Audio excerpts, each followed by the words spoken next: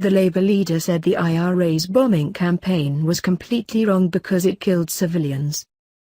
Mr. Corbyn has come under fire over his association with Irish Republicans and for failing to single out the IRA for criticism and instead condemning all bombing during Northern Ireland's troubles.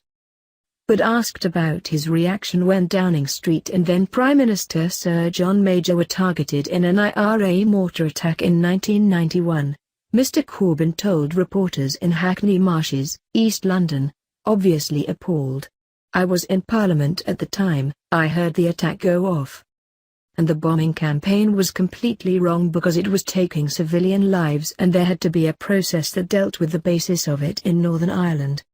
Unfortunately politicians in Northern Ireland, firstly on the National IST side, Gerry Adams and John Hume, privately got together and brought about the Hume-Adams Accord, that moved on to agreements between the nationalists and the unionist side, which eventually led to the peace process, which was a recognition of the shared history of Ireland from extremely different cultural perspectives, and that led to the Northern Ireland peace process, which I think was the great success of the 1997 Labour government. The Labour leader has faced repeated questions about his association with the IRA and its political wing Sinn Féin during the 1980s and 1990s. On Monday he condemned all acts of violence from wherever they came during the Troubles, but declined to specifically denounce the IRA as terrorists.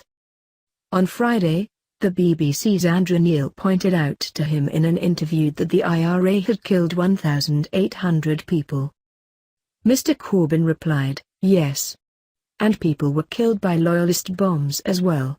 All deaths are appalling, all deaths are wrong. There isn't a military solution to a conflict between traditions and communities.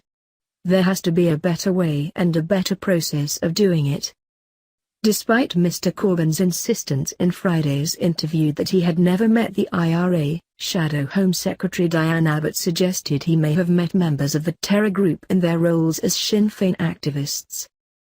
Confronted during an interview on LBC Radio with reports that Mr. Corbyn had shared platforms with convicted bomber Brendan McKenna and IRA member Raymond McCartney, Ms. Abbott said, "He met with Sinn Féin. I think his understanding is he met with them in a capacity as activists in Sinn Féin. I think we have to distinguish between conducting private meetings and supporting violent attacks and actually being on a platform."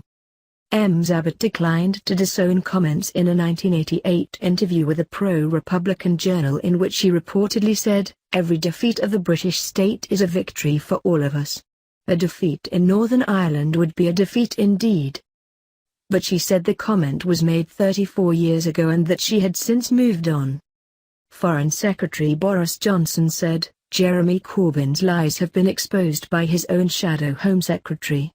Just hours after Corbyn claimed he had never met the IRA, Diane Abbott says he did, and she disgracefully sought to defend it. "It is increasingly clear that Jeremy Corbyn will make up anything in an attempt to mislead voters. He's pretending he didn't support the IRA, just like he is pretending he won't raise taxes and pretending he will replace our Trident nuclear deterrent. The risks of Jeremy Corbyn becoming Prime Minister, in charge of our Brexit negotiations and our security, are enormous. And Jeremy Corbyn would make Diane Abbott Home Secretary, putting a woman who refused to outlaw Al-Qaeda and wants open-door immigration in charge of our security and our borders. Only a vote for Theresa May and the Conservatives will stop this happening.